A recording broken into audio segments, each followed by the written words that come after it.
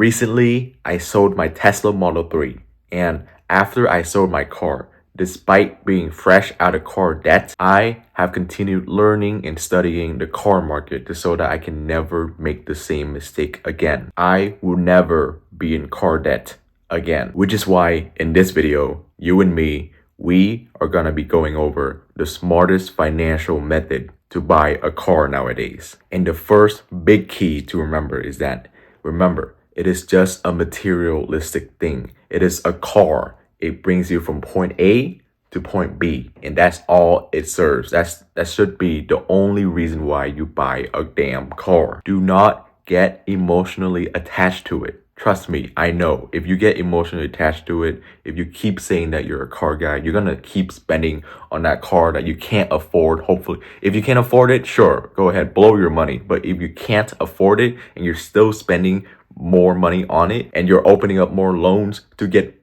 bigger and cooler cars, that is just financially stupid. Do not fall into that trap. Please do not fall into that trap. I fell into that trap and I got myself out of it by making the hard decision to sell my car. But hey, if you can afford it, all you can do whatever you want. And that brings me to the next point I'm gonna make. Buy cars that you can afford, that you can pay cash for outright, and just own the car on that day of. Know this rule. Keep it in your head. Memorize it. 99.9999999% of cars depreciate. So basically, unless you own the legendary cars that actually appreciate, like the 0.0000001% of cars, of all cars, every car that you're going to buy will, as a matter of fact, depreciate. You need to accept that as a fact, that the car you're buying will statistically never ever appreciate. On average, a car will lose 10% the moment you drive it off of the lot when you buy it brand new. And then after a year of ownership, you will lose 20%. And then after 5 years of ownership, you lose 60% of the car value. In other words, you're inevitably going to lose money on that car. So if you're going to buy a car right now, you need to go into the car market with the mindset that you're gonna lose money. You need to remember that. You need to imprint it into your forehead. Just get a tattoo of it, because that's going to be your key on how you're gonna buy a car with financial intelligence. So logically, your mission when you're buying a car, a new car for yourself, either is used or new, your mission is to lose the least amount of money possible. So if you want to do that, buy used, typically 3 to 5 year old cars, because that's going to be the time period after they have taken the most depreciation hits. This way you lose less money. And always remember to inspect it, especially if you're buying a used car. If you're buying a brand new car, you know what, it has warranty, whatever. But if you're buying a used car and you don't have warranty, you need to inspect it. Have a friend that's a mechanic, or at least watch YouTube videos, learn how to inspect cars and inspect cars. It could save you hundreds, maybe even thousands down the line. And remember, only buy new cars if you have money to waste, because you are going to waste money if you're going to buy yourself a new car. Because remember, new cars, the moment you drive it off the lot, you lose 10%. So let's say that you bought it for 40K, you lose 4K the moment you drive it off the lot. That is insane. And oftentimes you lose 20 to 30% your first year driving that car. So like you lose 12K if you bought it for 40K the first year of driving that car. That is horrible. That is terrifying. And hopefully, if you're buying new, hopefully you're buying it outright. You buying it with cash or whatever form of paying method you want. Hopefully you just pay off the whole thing right away, just so you don't have any loans. Because if you have a loan, you're basically signing yourself up to become a slave for the bank or whatever company that's going to give out the loan to you. Because remember, interest rates is literally a tax on the poor. So let's just say that your car payments every single month is $500 a month. The opportunity cost to that is that if you invest $500 into your Roth IRA from the age of 30 to 70, you would have $5 million by the time you turn 70. Now, I stole this from Dave Ramsey, but that's just one example, okay? The point is that you lose money that could have been yours. But if you must take out a loan for some reason, if you don't have any money and you need a car to get yourself to work.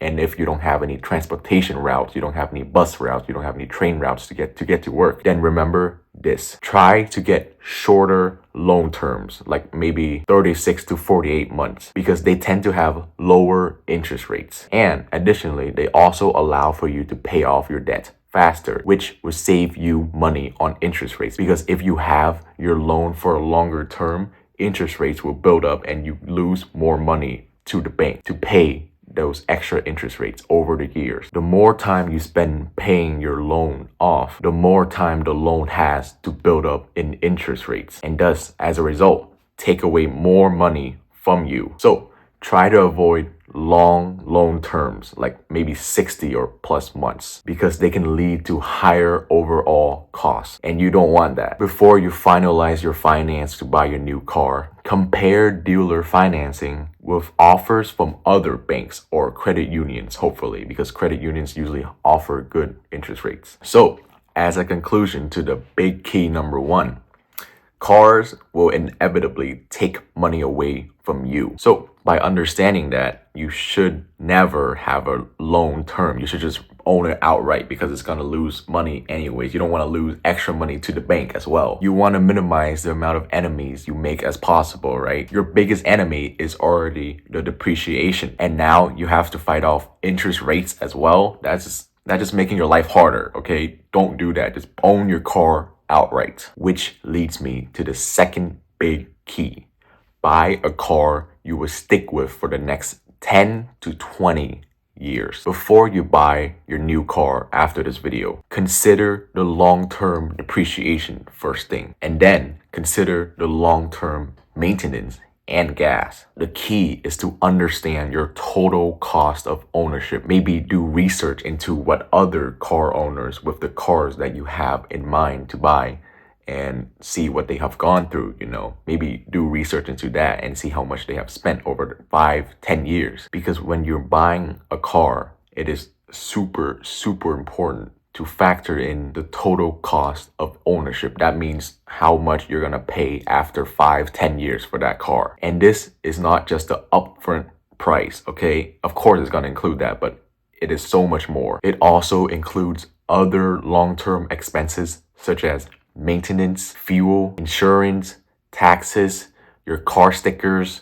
blah, blah, blah. Especially insurance, okay? Be careful about your insurance. And I will go more into details about insurance later on in the video. And you might find that an older and cheaper car could cost you more in the long term than a newer and more expensive car in the long term, if the older and cheaper car is less reliable and requires more to upkeep. Let's just say that you bought a cheap used Audi, for an example, for like 8K.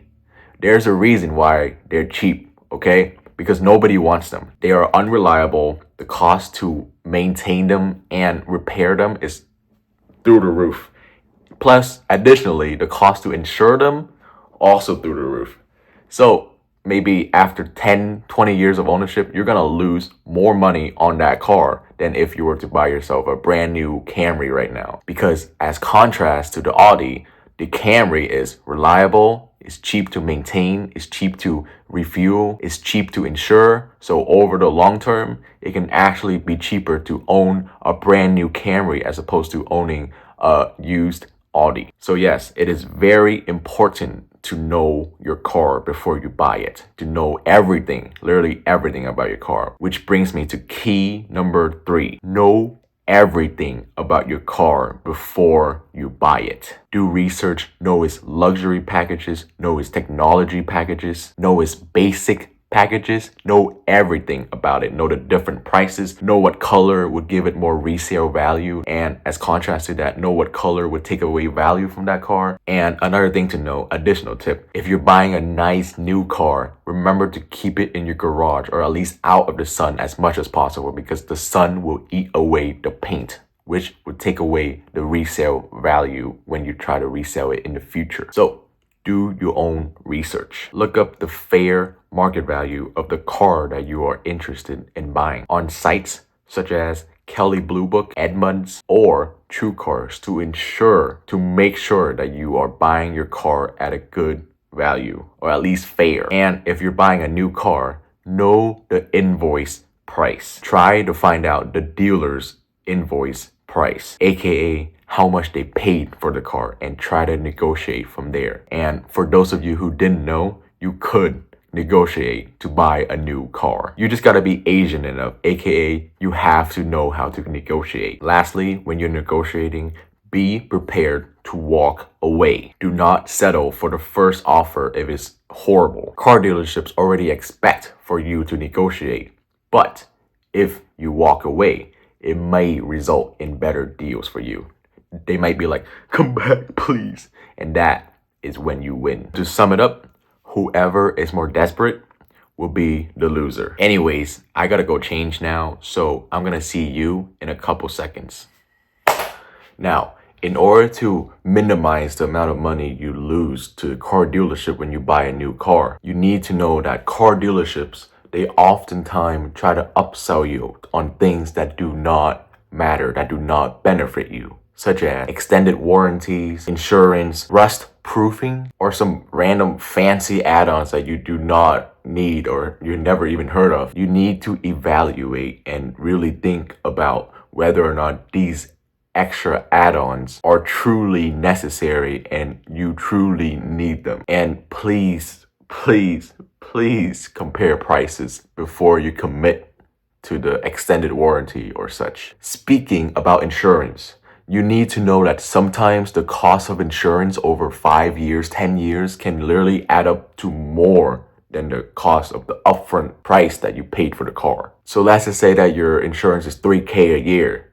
Over 10 years, that's $30,000. You really need to get the best insurance deals possible. So how do you get the best insurance possible? Well, get a quote from many insurance places before you even buy your car. The insurance on that $5,000 Audi might be 2 times more than the insurance on that $5,000 Toyota or whatever. Because typically sport cars or luxury cars oftentimes cost more to insure. Part of the reason is because their parts cost more to replace, and also because they are less reliable. So if you buy a more reliable car, such as a Toyota, your insurance rates go from here to here. So if you think buying that luxurious used Audi with cash paid off full is a smart financial decision, think again. Consider the insurance on your car over the long-term period, because insurance, gas, maintenance will smack you in the face over the long term. And if you think that buying an EV or hybrid is gonna save you on gas money,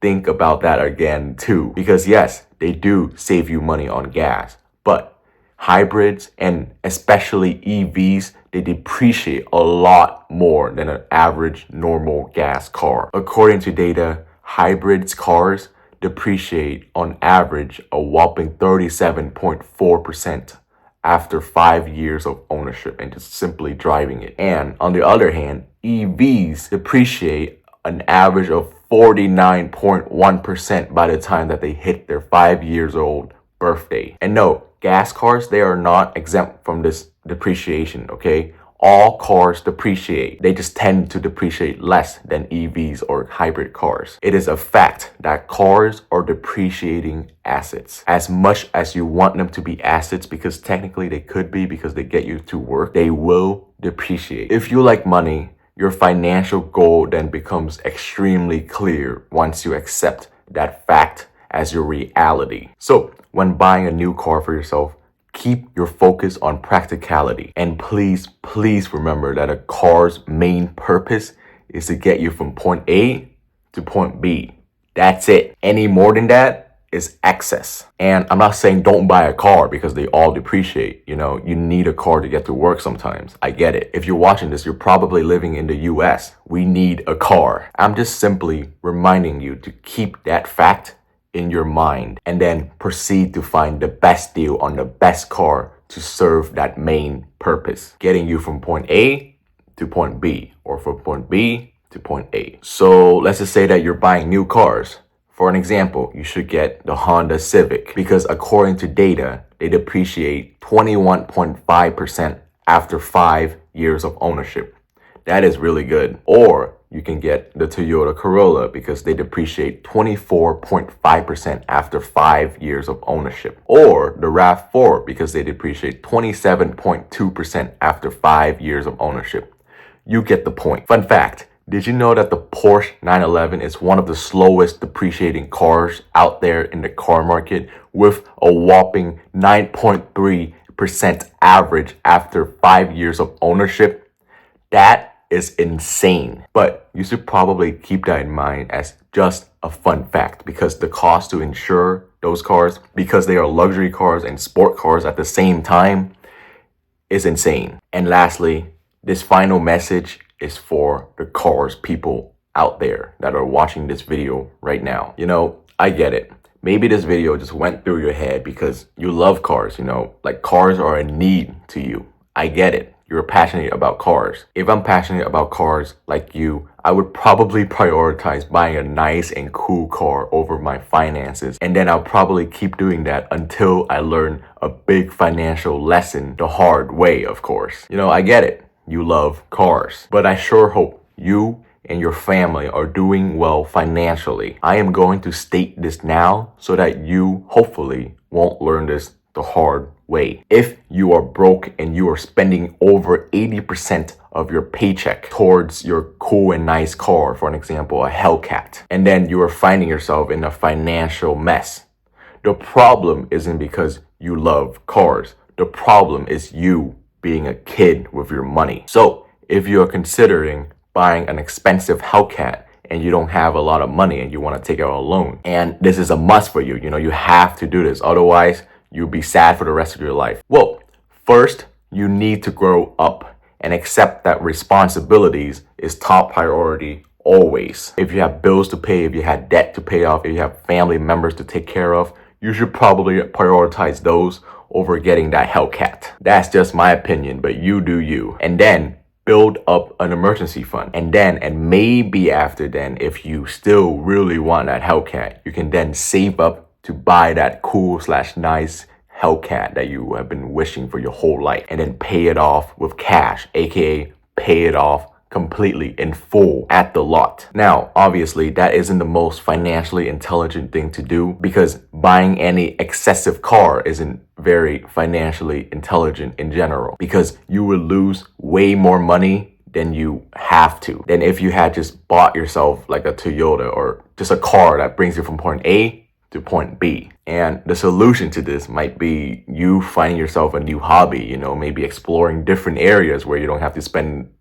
30K on your hobby. Like just maybe go to the gym and work out and build a body. Maybe that will be better for you. I'm not sure. You do you, but hopefully you're financially responsible about it at least and not be in 50K debt for your Hellcat. But if it's your true passion, then yes, I understand. But please, once again, please buy your car responsibly like an adult and minimize the money that you lose. It's okay to be a car person, but please do not go into debt for your hobby. Do not put off your future retirement and your kids' future for your instant gratifying hobby. So, in summary, if you can factor in the long-term depreciation, insurance, maintenance costs, fuel costs, and overall everything costs after 5-10 years of ownership, and you can find the best deal for that, well,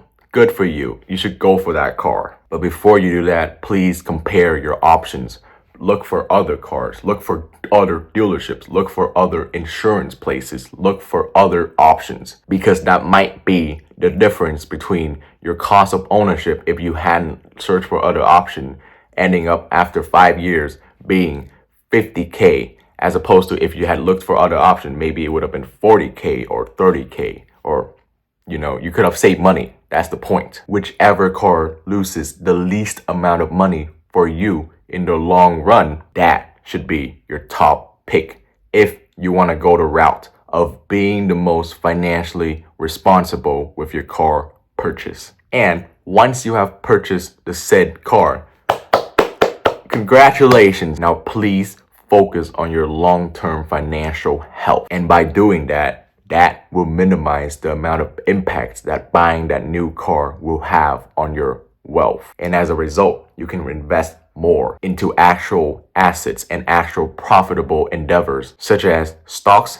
and real estates. Anyways, I wish you the best of luck, and I pray and hope that you find the car that makes you the happiest financially and mentally. And remember, a lot of this I am speaking from experience because I have lost so much money recently from buying a brand new car. It was the stupidest financial decision of my life, but it was also the biggest financial lesson for me. And I've only learned and grown from it. So hopefully it stayed that way and I'll never make the same mistake again. I never want to be in car debt again. And if you want to know more about that experience, you can watch this video right here. Anyways, that's about it. Bye.